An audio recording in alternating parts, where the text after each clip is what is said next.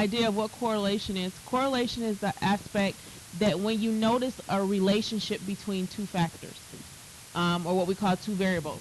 So because I see something increase, I've noticed this has increased. It's not a cause and effect, it's a relationship. So because we see something increases or decreases, we see the other one actually showing a relationship with the two. So let's just say gas prices go up. What do we notice a correlation to? What'd you say again? Okay. So gas prices go up. We might say people spend more. You might literally look at it as gas prices go up, less traveling. It's a correlation. It's not a cause and effect, but we just notice because of this, this has happened. Does that make sense? Has everybody got that? Okay, there's going to be two different kinds we're going to look at. When we look at it, we're going to have a positive correlation, negative correlation, and zero correlation. Positive correlation, literally as one increases, the other increases. As one increases, the other increases. Positive correlation. As one increases, the other one increases. Give me an example of something that increases and you see a correlation that something else increases with it. Good one. As junk food, you increase your junk food intake, your weight increases. Give me another one. Gas prices and food prices, we see a correlation. Does that make sense? It's not a cause and effect, but it's more, we just notice because this happens, this usually happens as well. Does that make sense? Okay. Negative correlation, as this increases, this decreases. As one increases, the other decreases. Give me an example. As one increases, the other decreases.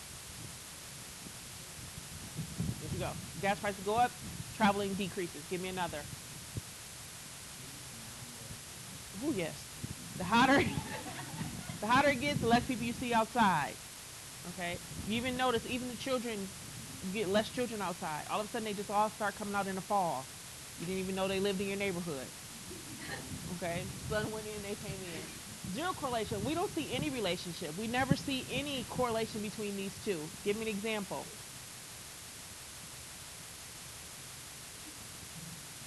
Weight and school success.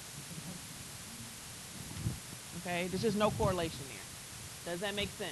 Everybody got those? Have we mastered them? Feedback. Okay. We've got independent, dependent variable down pat. Yes?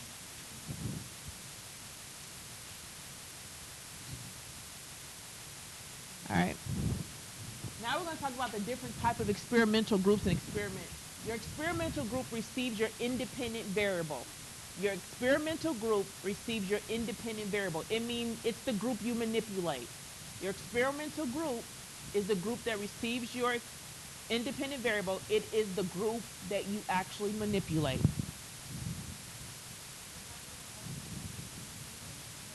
Dependent variable is going to affect your experimental group because it's what you're actually trying to look at. But your experimental group, you're going to have a control group and an experimental group. Your control group has nothing, no manipulation done. Your experimental group we're going to manipulate. We're still studying the same dependent variable with both groups. Does that make sense? So we've got this class here. We're going to see how does sunlight affect study time. This group in here, I'm going to move the blinds up and down, give you sunlight, more sunlight, less sunlight. Across the hall, I'm not going to touch their sunlight. I'm just going to let it remain just as it is right now. Who's the experimental group? Why are you the experimental group? Because I'm changing. I'm manipulating the effect to you. We're still studying study time in both groups, but one receives manipulation, the other does not. Okay, so control group does not receive manipulation. You ever heard of cancer projects and cancer discoveries that they're trying to do? They'll have experimental group and a control group. They're going to give the control group usually no type of intervention. The experimental group will receive the intervention to see if the protocol in regards to the medication actually works. Random assignment. Now, if you pay attention, you guys have to do random assignment if you choose to do a certain project with your critical thinking. If you choose to do a random assignment, it literally means you randomly assign people to take your survey. You randomly assign people to participate in your experiment. You just go outside. Who's ever gone to the mall and somebody says, can you take my survey? Can you take the survey? They're just randomly picking people. That's a random assignment. Okay? You have to use these terms in your critical thinking paper. When you describe what you did, how you assign people, who you chose, you need to use the words independent variable, dependent variable, random assignment. These words are valuable in regards to your research.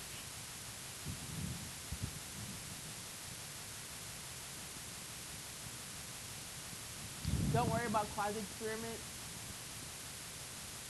All right, in regards to any type of survey that you do or experiment, the first thing you have to have is reliability. It must test what it says it's going to test. If I am testing math, I must use a math test. Okay, reliable. It must test what I say it is going to test.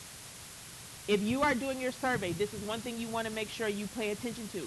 As you design your survey, everybody knows that your survey has to be written by you. You have to pick your own survey unless you find one. As you create your survey, if you're surveying, somebody give me a topic that you're thinking about working on.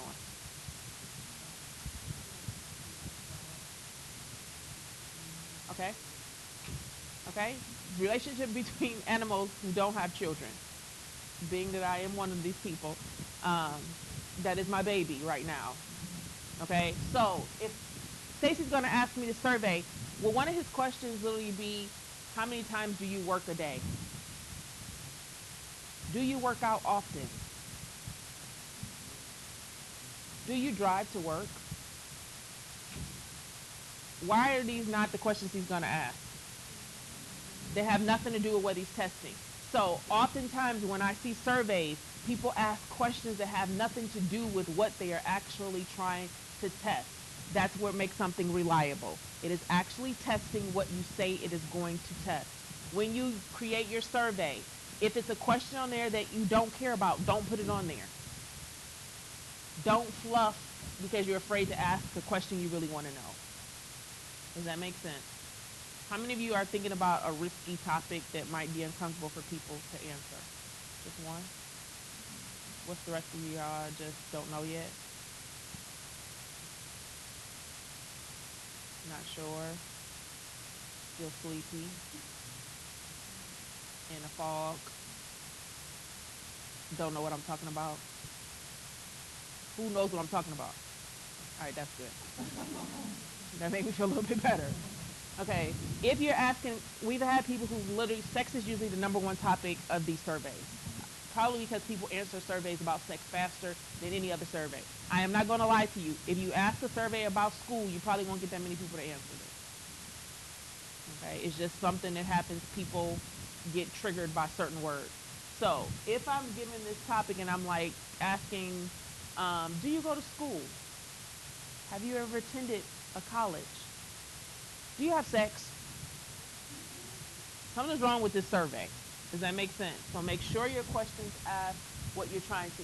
Validity. Every time, valid means that every time we test, we will get the same result. Every time we test, we will get the same result. Does not mean we get the same score, but we get the same result. If you've ever taken an SAT or ACT, every time they administer this, they read the exact same direction, word for word, all the time, because they want to make sure it's valid.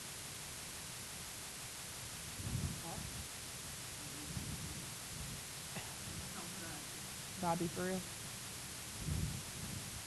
All right, when we talk about bias, one thing you want to make sure in your results or in your survey, do not create leading questions. Does everybody know what a leading question is? You lead the person's answer. Do not lead a person's answer.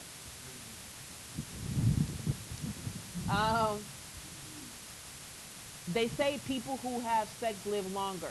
Do you have sex? I've seen it. They say having a child makes you feel happier.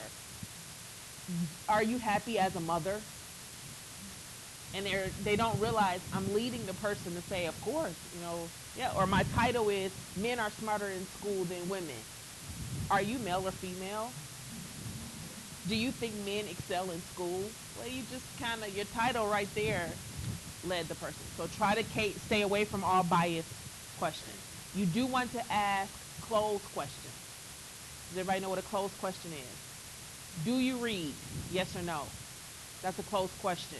Do not ask questions that, what time in the day do you prefer to read and why? The minute you say why, you got 25 whys that you now have to shift through to create your paper. It's a lot of extra work. Okay. In regards to double blind design, you have what is called a double blind design and a blind design. Double blind design is when the observer and the person being observed is unaware of the topic. The observer and the person being observed is unaware of the topic. The observer and the person being observed is unaware of the topic.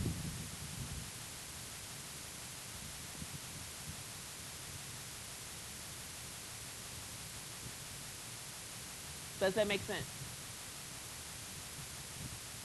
Who does not think it makes sense? Everybody understand it? All right, good. A blind study is the person being observed is unaware of the topic. A blind study, the person being observed is unaware of the topic.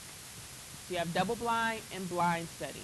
Blind study, the person being observed is unaware of the topic.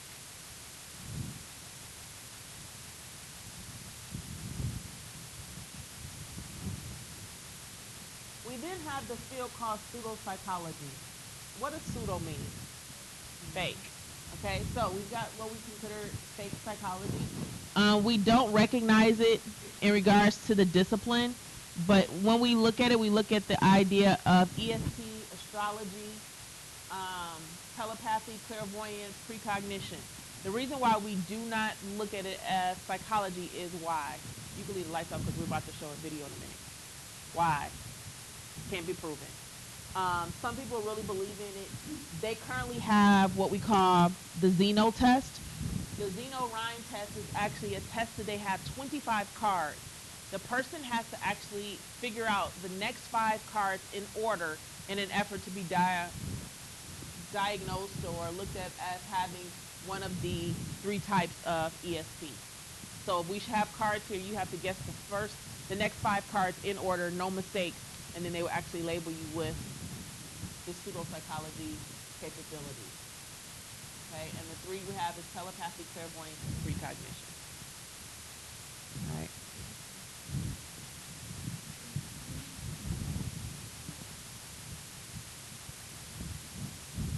Yes, no.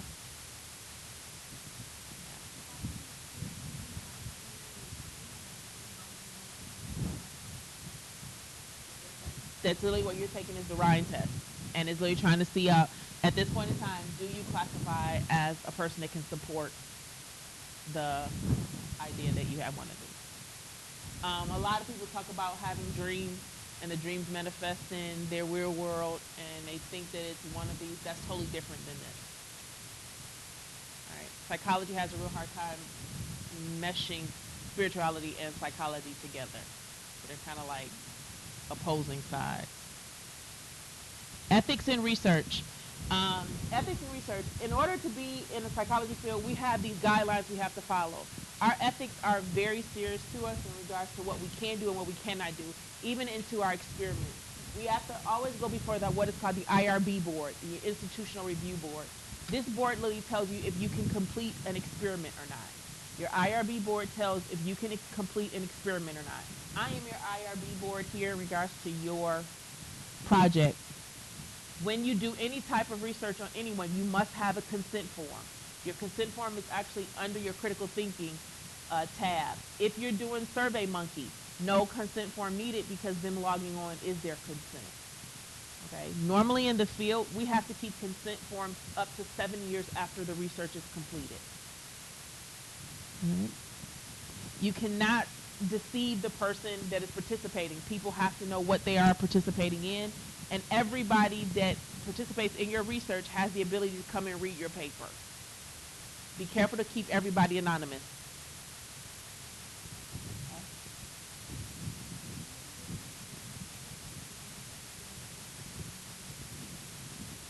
If you're doing a naturalistic observation, no. But because you have to do a survey, they have to be able to complete it. Now, you can do like the quasi part, the one that we just skipped. Quasi experiment is where I do a survey, then I go watch these people in their natural setting. They don't know I'm watching them, but they've already completed a survey because I want to make sure what they said here is actually valid in what they did. All right, ethics in clinical practice. As a psychologist, we're guided by a lot of rules. Some of the rules that we have to have is we have to have a proper training and we have to have supervision. We have to be licensed. In the state of Georgia, you have 3 different divisions that we have to be licensed by. We have to take a state board. We have to pay the fees. We have to do what are called continue hours. After we get our degree, we have to do at least 4,000 hours after we complete our degree in the field so that we can be fully licensed. We have to maintain privacy. We're really big on confidentiality. If you tell your therapist anything, they cannot tell anyone except for 2 reasons: intent to harm self and intent to harm others. Other than that, whatever you say is between them. So if you came to me and I'm your therapist and you said, Cherie, last night I murdered my spouse, what will I do? I would do nothing because you already did it. Because it was already done, you have no intent to harm self or intent to harm others. You already harmed. So whatever you say is between me and you. Okay? Now if you say, Cherie, tonight I'm going to kill my spouse, now you have intent to harm. I then have to contact your spouse and the police department. That makes sense. In addition to our confidentiality, we cannot speak to our clients in public unless they speak to us first. We cannot attend any of their public functions. We cannot receive gifts over $25. We just got a bunch of rules. We got about, I think it's 500 and something rules. We can't sleep with our clients. I think it's because we crossed the line. The idea that when somebody gives you a gift, they kind of look at it more as we're friends, and we don't want to create that confusion. So literally, like students will come to me and say, can you come in, can I see you in therapy? I can't see you till you're twice removed from our current relationship. So not until 2 semesters have passed can I see you, so that the confusion won't be, it'll take that the mind understanding that we've broken this tie, we've now created a new tie. So it's really kind of to be effective. Like, we're not allowed to see family. So we got a lot of rules just so that we can keep that type of relationship. We are not supposed to write a lot of things down. In a court of law, if you killed your spouse and somebody literally said, Cherie, your client says that they've been seeing you, you need to come to court. I'll go to court, and then they'll literally say, did he or she confess to killing? I don't recall. You don't recall if he said he killed his wife. I've got a lot of clients. I can't keep up with what everybody says. I don't recall. I don't recall. I'm not sitting here trying to recall it. I don't recall it. It is currently not in my conscious thoughts for me to tell you that. I don't recall. I don't remember. What does the paper say? The paper will probably say, Stacy discussed relationship issues. And you're going to say, I'm going to say, what did the paper say? He discussed relationship issues. That's what he discussed. We do that because if you don't, you won't be practicing any longer. So if you got this guilty conscience, which some of us will get, you feel kind of like, do I want to sacrifice? That's a sacrifice.